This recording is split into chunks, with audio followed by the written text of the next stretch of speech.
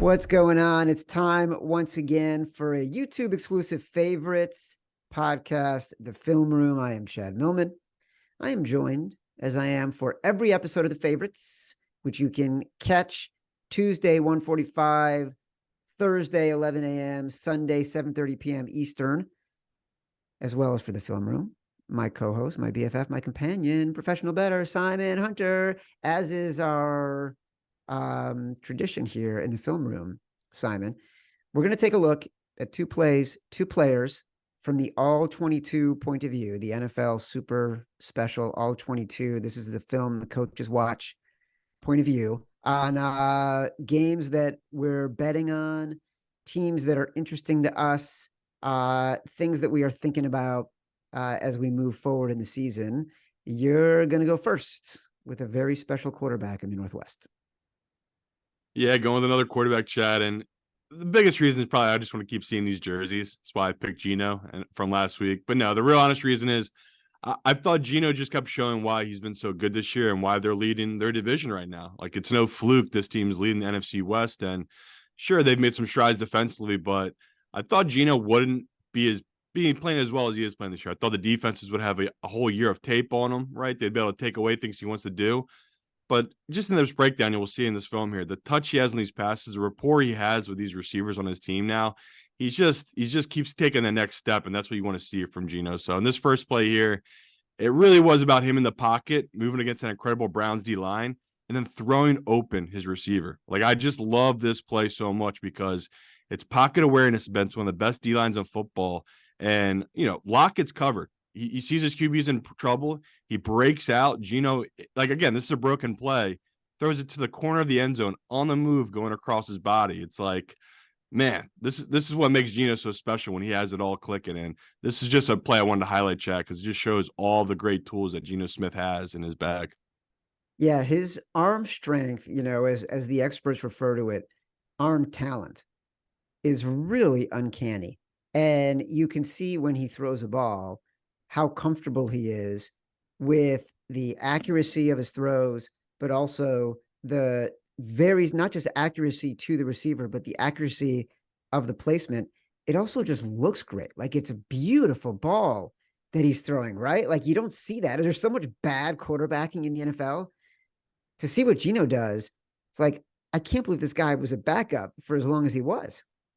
Yeah, I wanted that one play from him moving the pocket, and this next one is just him in the pocket with a touch pass, which we talk all the time. This is my favorite thing about Geno. I think he has one of the best touch passes in the league of just putting it to a spot. He's throwing the ball to a spot where he knows his receiver is going to be.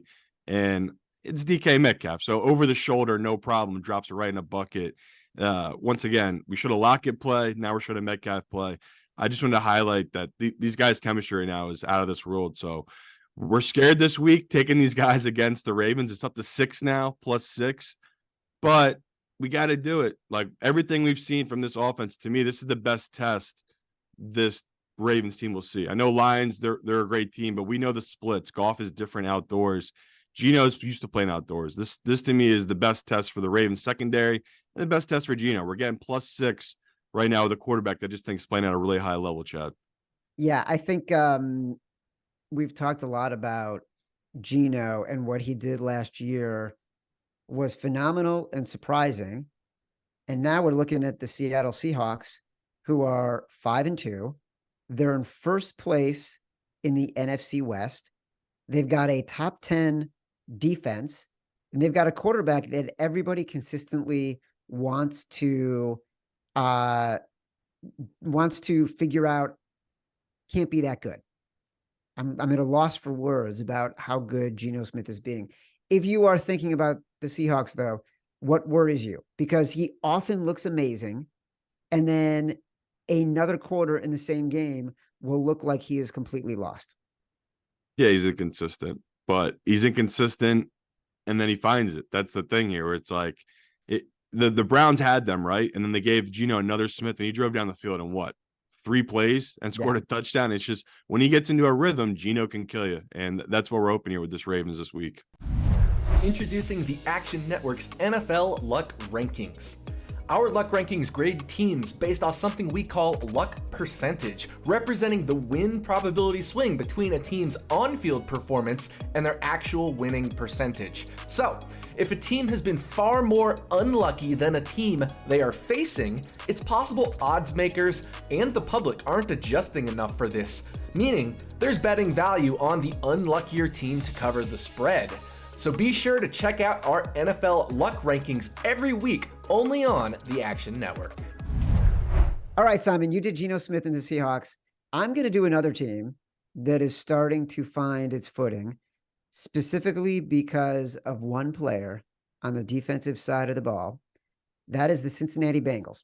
And you've done Joe Burrow. I'm going to do defensive end Trey Hendrickson. And at the end of this, I'm going to show a Geno Smith play that speaks to what I was talking about regarding his inconsistency. But Hutton, we can run the tape here, because the first play that I want to talk about is actually the game clincher last week against the 49ers. I think we all had questions about the Bengals coming into this game. We still didn't know how diminished are the Niners without Deebo Samuel, playing with a lot of injuries, with Christian McCaffrey banged up, Brock Purdy coming off a concussion. But when the number was down to 3.5, a lot of people were thinking, okay, that's the right side, because we still also weren't sure about Joe Burrow and the Seahawks, right? He had played well before the bye, but we weren't quite convinced they were on the way back. And then they're off the bye and they crushed. But in this game, last play of the game, essentially less than 2 minutes left, they're down 31-17, the Niners. Trey Hendrickson lines up. He's like a sprinter, right?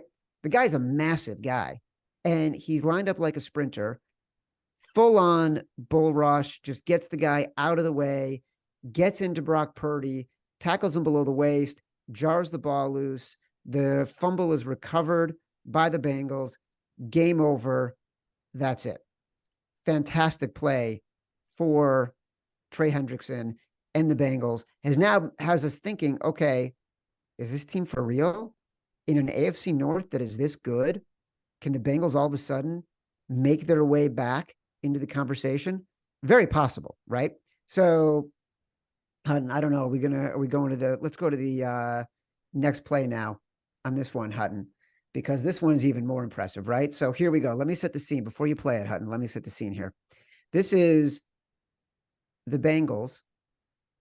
Joe Burrow's still struggling.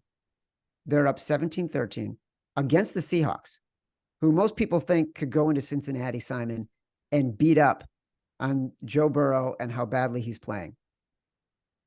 Geno Smith has driven the team down the field for the game-winning score with about 3.5 minutes left. And let's see what Trey Hendrickson does right here, right now. Let's play it. All right. This guy, it's a fascinating play. You can see he is on the tackle, and he is it's almost like he's on one of those tackling dummies where he's got one hand on the guy's shoulder, and then he's got one hand like gripped on the guy's forearm, so the guy can't like get a grip on him, and he's just pushing him back like he's on a sled.